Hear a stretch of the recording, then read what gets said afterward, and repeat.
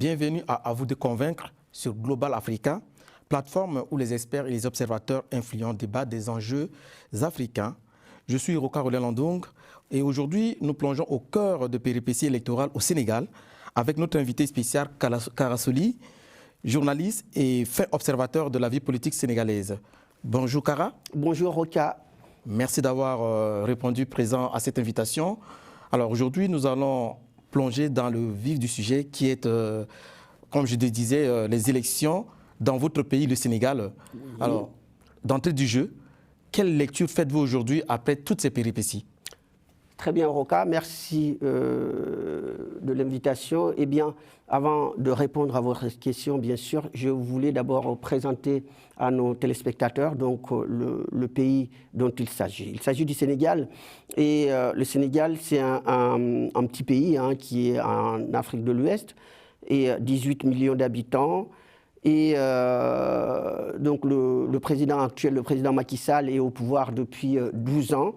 Il a été élu pour un mandat de 7 ans et lui-même au début, il voulait réduire ce mandat à 5 ans.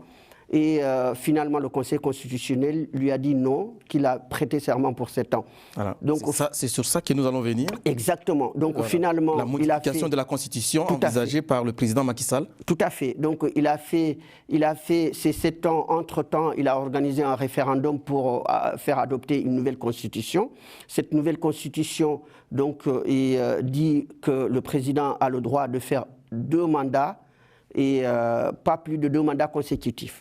Donc, il a fait maintenant ces 12 années et les Sénégalais le soupçonnent de vouloir faire un 3e mandat depuis 2021. Il y a des soubresauts parce qu'il y a eu des manifestations qui ont causé des morts. Nous avons constaté que beaucoup de jeunes sont descendus dans la rue. Dans la rue, voilà. L'opposant Ousmane Sonko est accusé de manipuler cette jeunesse. Est-ce que c'est une lecture que vous partagez effectivement? Pas du tout, parce que comme le président Macky Sall au début voulait faire un 3e mandat, donc pour ce 3e mandat, et comme on dit, la fin justifie les moyens, donc il a mis en place toute une stratégie de museler l'opposition et puis également de manipuler la justice pour pouvoir mettre en prison ses opposants, dont le principal est Ousmane Sonko. Est-ce que vous pensez que Ousmane Sonko fait peur à Macky Sall?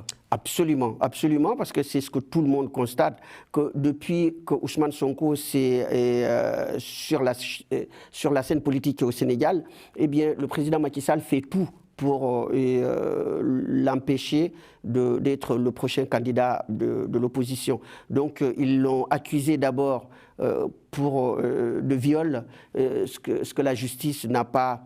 ce que la justice a tranché parce qu'il a été innocenté. Et ensuite maintenant, ils l'ont mis en prison pour diffamation. Donc, parce qu'il dénonçait la corruption au Sénégal. Donc, finalement, ils l'ont mis en prison.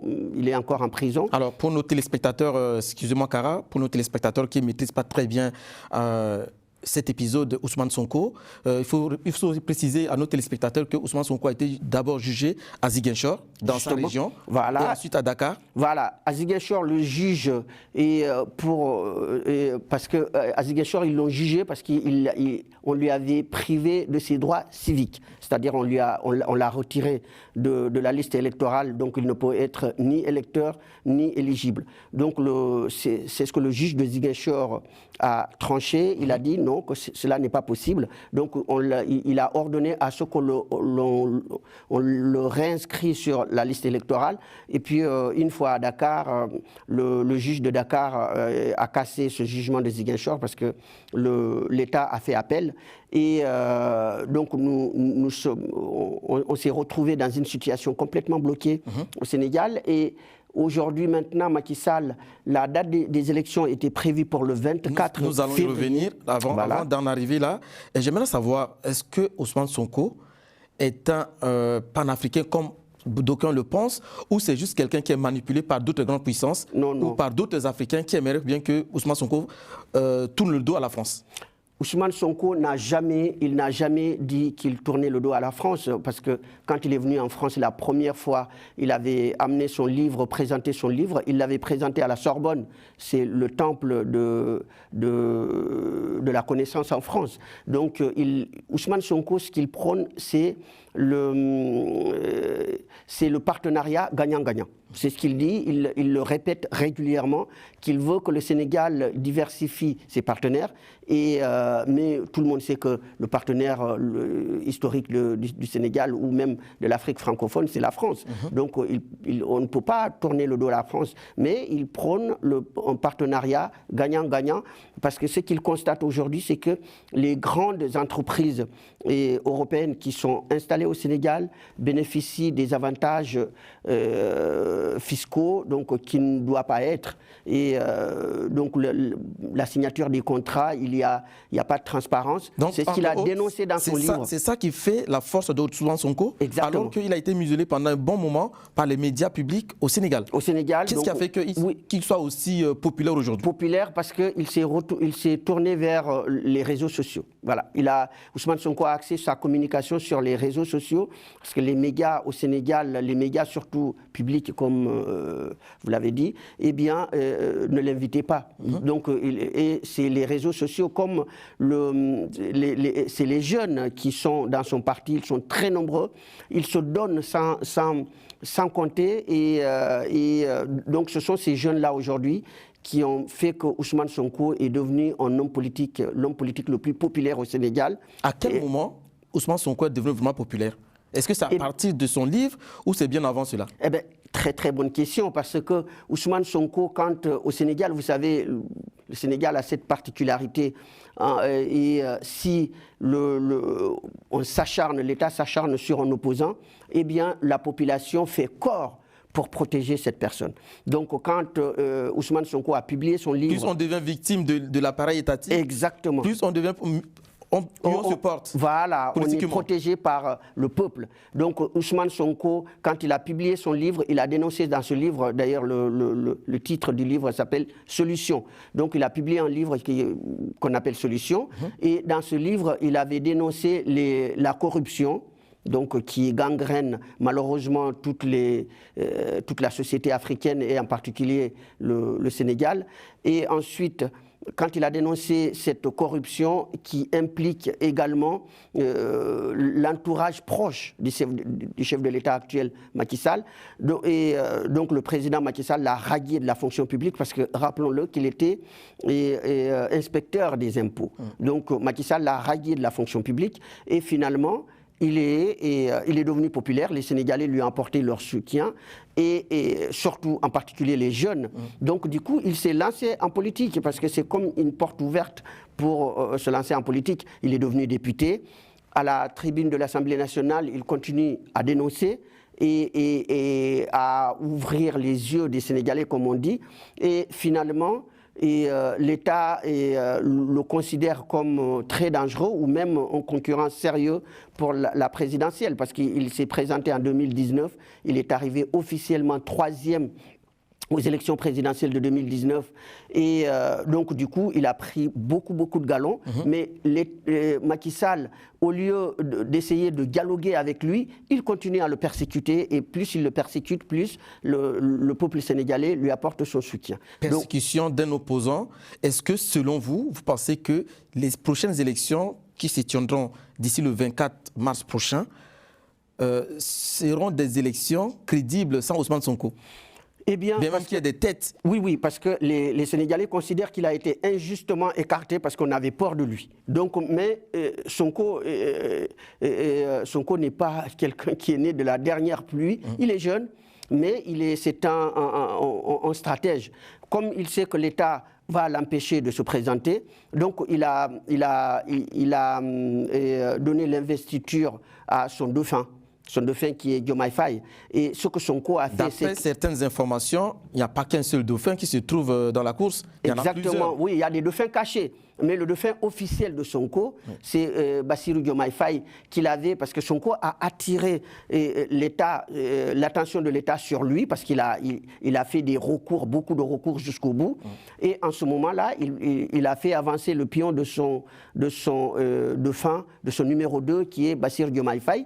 Et le Conseil constitutionnel a finalement validé la candidature de ce dernier. Et le slogan des partisans de Sonko, c'est, en Wolof, je peux dire, c'est Sonko Moy Diomaye. Ça veut dire Sonko, c'est Diomaye.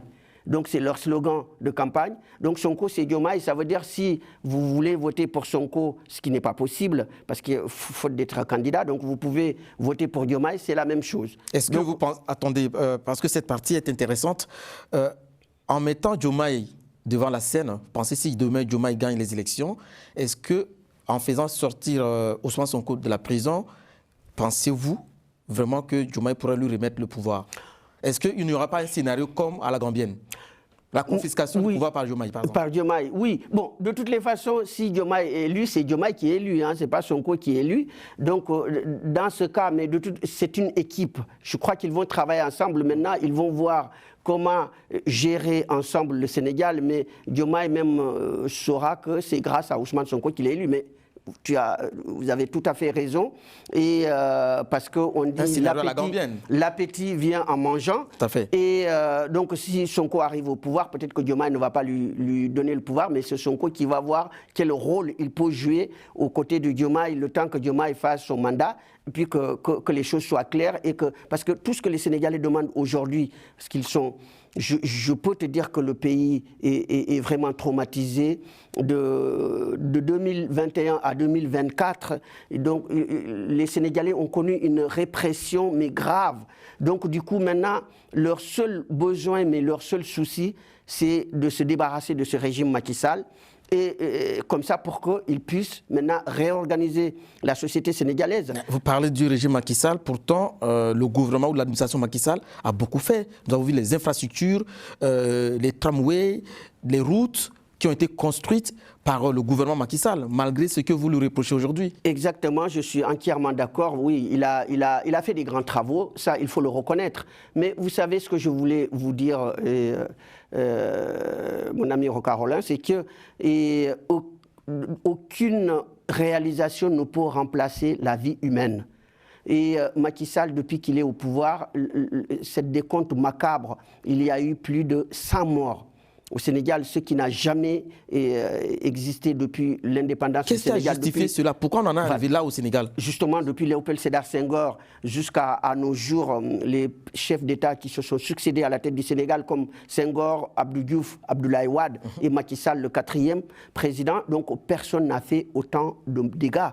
Et sur le plan constitutionnel, presque les Sénégalais disaient qu'il a abîmé notre ciment qui est la Constitution. Donc il y a eu plus de 100 morts. Déjà pendant les manifestations, le mois de mars, le 3 mars, c'était l'anniversaire des premières répressions et qu'il y a eu des morts. Ensuite, il y a eu des femmes en prison, nous sommes le 8 mars aujourd'hui. Plus de 2000 arrestations, ce qui n'a jamais été le cas avant. Aujourd'hui, nous sommes le 8 mars, donc la journée internationale de la femme, et je vous dis qu'il y a encore des femmes en prison au Sénégal. Avez-vous une idée du nombre de femmes qui ont été mises il avait arrêté plus de 2000 personnes, et la moitié, ce sont des femmes, parce que vous savez que le Sénégal, c'est un pays très politisé. La dernière date, c'était au sein de l'Assemblée. Voilà. Les femmes représentent quasiment la moitié des prisonniers. Et il y a d'ailleurs une dame qui disait, à l'époque, quand on est mis en prison au Sénégal, ici, on fait la honte de sa famille, mais aujourd'hui, quand on sort de la prison, on est accueilli, on est applaudi comme un chef d'État. Pourquoi? Parce que les Sénégalais savent que ces prisonniers-là, ce sont des prisonniers qui étaient injustement incarcérés pour des raisons fallacieuses, parce qu'ils n'ont jamais été jugés, ils n'ont jamais été condamnés. Donc, jusqu'à présent, le leader Sonko et son dauphin Diomaye Faye sont encore en prison. Macky Sall a fait voter une loi d'amnistie qui vient de passer à l'Assemblée nationale.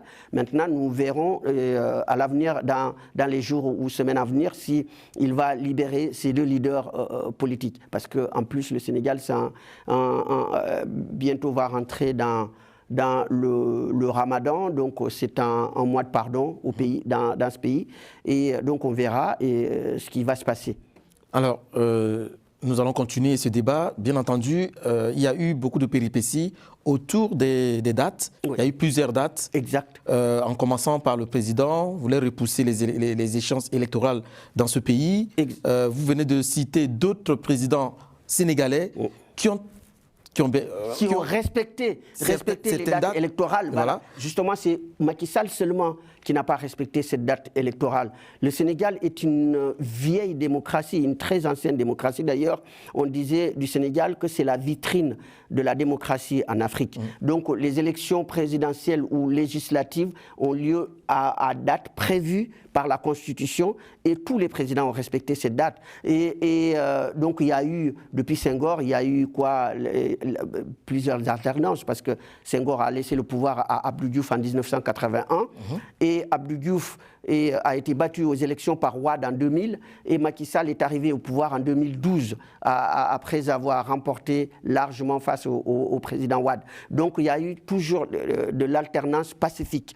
Donc Macky Sall, lui, comme il veut rester au pouvoir, alors que lui-même, il avait demandé à Abdoulaye Wade de respecter la Constitution. Exactement. En son temps. C'est-à-dire tout ce qu'il a fait au Sénégal de 2021 à 2024, c'est exactement ce qu'il avait reproché à son prédécesseur, Abdoulaye Wade, parce que Wade aussi voulait solliciter un troisième mandat, mais comme les Sénégalais ne veulent pas du tout de troisième mandat, et ils ont manifesté, Wade a insisté.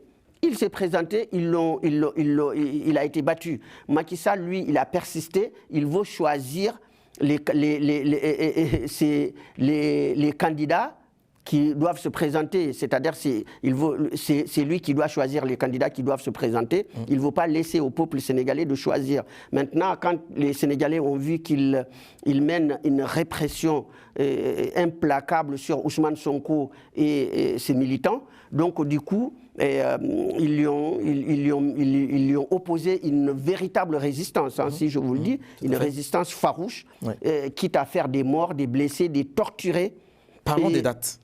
Voilà. Nous arrivons presque au terme de notre entrevue, de notre échange. Voilà. Alors, donc, les dates. Donc, normalement, la date... Monsieur Macky Sall, le président Macky Sall, qui ne voulait pas quitter son fauteuil présidentiel, qui avait prévu que les élections... particulièrement alléchant pour lui. Eh bien, donc, la première date, c'était le 24 février. Normalement, ça, c'est la date officielle constitutionnelle. Le 24 février dernier, aurait dû avoir lieu les élections au Sénégal. Donc Macky Sall, par un coup de théâtre, et qui a surpris tout le monde, même le monde occidental, même les partenaires du Sénégal, la CEDEAO en particulier, eh bien, ça a surpris tout le monde. Il va à la télévision, il dit qu'il surseoit les élections, il reporte la date et il va convoquer un dialogue national. Et puis aussi, parce qu'il y a un conflit entre l'Assemblée nationale et le Conseil constitutionnel, un conflit qui n'a jamais existé.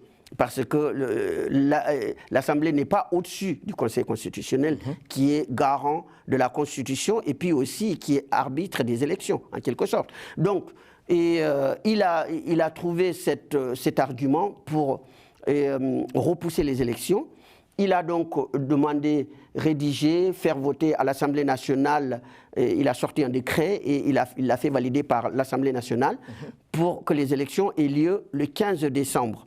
Eh bien, le 15 décembre, quand la décision arrive au Conseil constitutionnel, il faut que le Conseil constitutionnel valide. Le Conseil constitutionnel a tout simplement rejeté. Il a rejeté cette date parce qu'il dit que c'est anticonstitutionnel et que, voilà. Et du coup, Macky Sall, au cours de son dialogue national, avait décidé encore avec quelques membres du dialogue, parce que sur 19 candidats, il n'y a que 16 qui avaient participé au dialogue national. Tout à fait. Ils ont décidé que les élections auront lieu le 2 juin. Donc encore, rebelote, arrivé au niveau du Conseil constitutionnel. Le Conseil constitutionnel a encore retoqué cette date. Finalement, ils l'ont fixé au 24 mars. Voilà, le 24 mars prochain.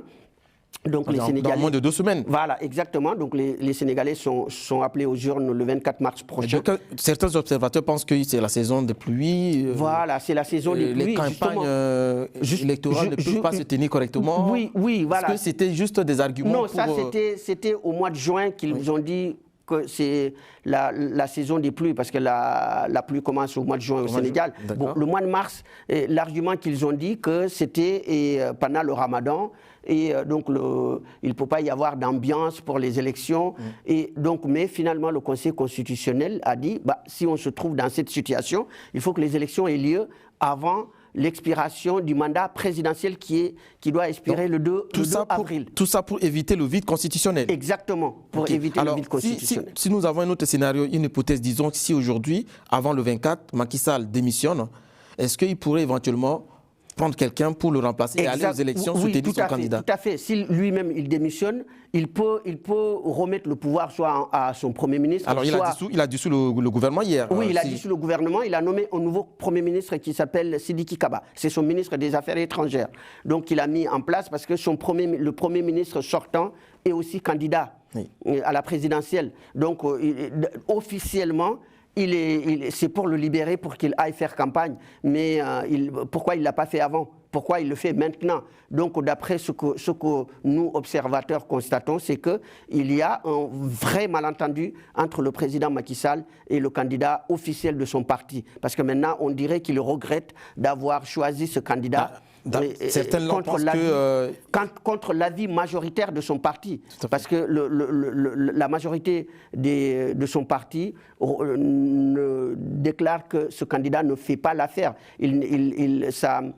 Sa cote de popularité ne décolle pas, et que si c'était celui-là qui est en face de Sonko, il se ferait écraser très facilement. Mais même le dauphin de Sonko, les sondages disent que c'est le dauphin de Sonko qui va l'emporter. Et Macky Sall a eu ce prétexte de pouvoir reporter les élections, c'est tout simplement parce que officieusement, il disait qu'il ne veut pas que le pouvoir tombe entre les mains des opposants, de l'opposition. Est-ce que Macky Sall a peur pour que l'opposition puisse profiter dès demain, le lendemain des élections, un gouvernement de l'opposition, profiter de la manne pétrolière qui est en vue dans le pays?